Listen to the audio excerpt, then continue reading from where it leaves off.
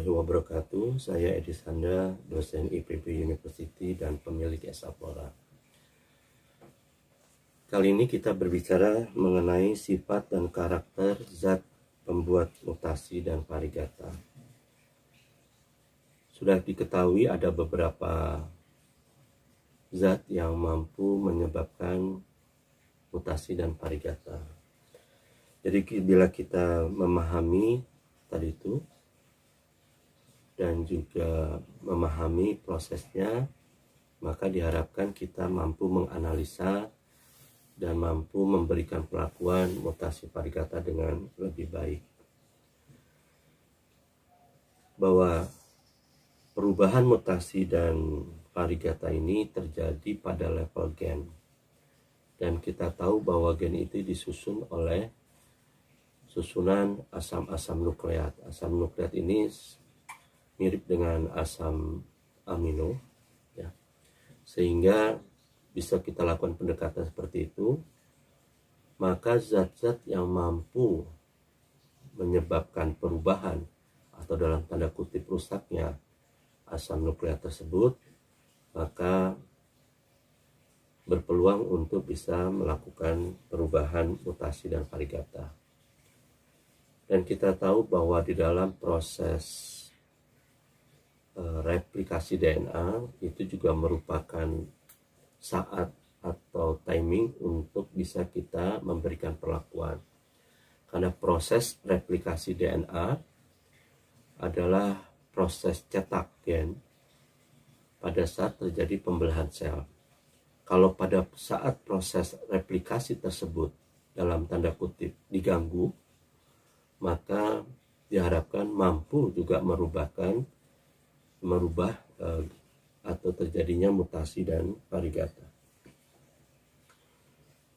Hal ini juga berarti bahwa kita mampu mengevaluasi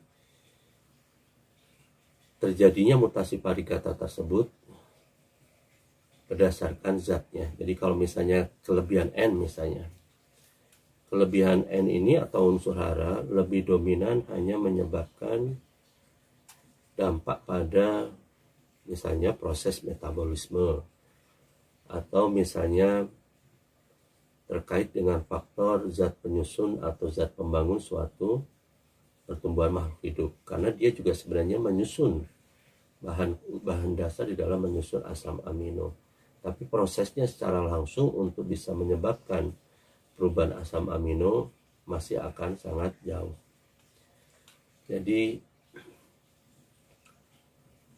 berdasarkan kedua hal tadi tersebut, maka bila kita evaluasi bahwa ada EMS, etil metil sulfonat, kelompok etil metil sulfonat ini mampu menyebabkan rusaknya atau berubahnya asam nukleat. Jadi zat dan senyawa yang merupakan asam nukleat atau setara dengan asam amino ini tidak hanya pada gen, tapi banyak juga terjadi atau ada pada senyawa-senyawa organik di dalam sel atau individu tumbuhan tersebut. Sehingga pada saat zat itu masuk ke dalam tanaman, maka dia akan mempengaruhi zat-zat atau senyawa-senyawa lain yang mempunyai senyawa setara dengan asam nukleat tersebut. Hal inilah yang seringkali menyebabkan rusaknya atau matinya organ atau tanaman tersebut. Demikian juga dengan streptomycin, adalah antibiotik yang mampu merubah dan mempengaruhi susunan-susunan asam amino.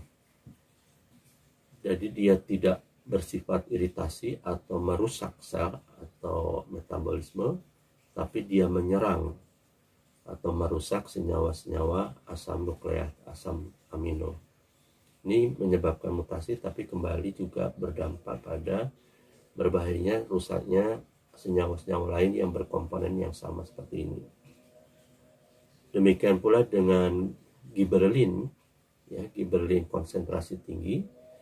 Kita tahu bahwa gibberellin adalah zat yang mampu mempercepat pembelahan sel, Sehingga kalau pembelahan sel itu kita benar-benar percepat, maka bisa Anda bayangkan bagaimana proses replikasi DNA tadi itu dalam kondisi yang sangat cepat tadi berpeluang salah cetak karena saking cepatnya dan berulang-ulang. Hal inilah yang menyebabkan seringkali terjadinya perubahan atau mampu menyebabkan proses parigata, mungkin karena di dalam proses penyusunan asam-asam nukleat tadi itu terbentuknya zat warna plastida merupakan zat yang sangat terpengaruh di dalam replikasi DNA tersebut. Nah, berdasarkan hal ini semua kita mampu mengevaluasi bagaimana dan dampaknya, sehingga kita harus memberikan perlakuan tadi itu dengan bijaksana. Di sekitar kita banyak zat-zat yang mampu merubah dan menyebabkan mutasi. Berdasarkan informasi didapatkan bahwa ekstrak rokok itu juga mampu menyebabkan mutasi parigata. Kemudian zat-zat yang mampu menyerang dan merusak asam amino, asam nukleat itu juga bisa. Jadi contohnya misalnya racun ular. Ya. Jadi sebenarnya kita bisa beli racun ular dan itu kita pakai untuk penggunaan zat mutasi dan parigata. Kemudian juga karbit itu juga bisa kita gunakan untuk mutasi parigata. Setara dengan gibberellin, bahwa derivat dari gibberellin itu ada pada zat penyedap rasa. Jadi mohon maaf saya sebut ini merek. Di sini ada misalnya Sasa atau Miwon atau Mecin yang dia mampu setara fungsinya dengan gibberellin tadi itu dan bisa kita berikan dalam konsentrasi yang ekstrim, maka dia juga berpeluang untuk mendapatkan mutasi dan parigata. Nah, penggabungan sifat tadi itu dari zat-zat penyebab mutasi parigata diharapkan mampu menyebabkan mutasi parigata yang lebih besar. Jadi misalnya tadi itu gibberellin menyebabkan mutasinya karena proses replikasi DNA yang sangat kuat tadi itu. Sementara zat yang lain misalnya antibiotik streptomycin tadi itu, dia tidak menyebabkan rusaknya sel, tapi menyebabkan berubahnya susunan asam-asam nukleat. Gabungan antara EMS atau streptomycin dengan GA3 ini sangat hebat sekali ya. Jadi EMS dengan ini dia merusak asam aminonya, ini merusak atau menyebabkan gagalnya replikasi DNA dengan baik. Ini kalau digabung akan menjadi peluang menghasilkan mutasi parigata yang sangat baik. Kembali yang harus diingat, cara pemberian perlakuannya jangan sampai menyebabkan kematian tanaman. Jangan memberikan perlakuan pada tanaman yang sedang menumbuhkan organ muda, misalnya pucuk, daun muda dan sebagainya, karena akan menyebabkan kematian. Dan pemberian perlakuannya usahakan hanya di daerah lokal tempat titik tumbuh tersebut berada. Baik, itu jadi mudah-mudahan Anda sudah bisa memahami sifat dan karakter zat pembuat mutasi yang nanti berdampak kepada evaluasi perlakuan dan pemberian perlakuan mutasi parigata. Terima kasih.